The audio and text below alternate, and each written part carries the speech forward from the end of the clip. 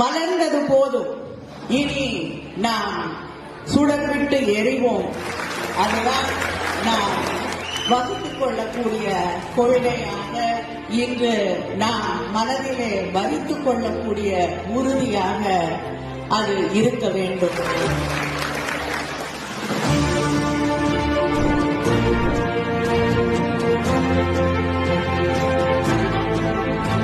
திராவிட இயக்கம் என்பது பெண்களுடைய உரிமைகளுக்காக, பெண்களுடைய உழைப்பை மதிக்கக்கூடிய, பெண்களுடைய முன்னேற்றத்திலே அக்கறை இருக்கக்கூடிய, பெண்களின் உரிமைகளுக்காக போராடக்கூடிய இயக்கமாக நம்முடைய திராவிட இயக்கம் தொடர்ந்து பணியாற்றிக் கொண்டிருக்கிறது.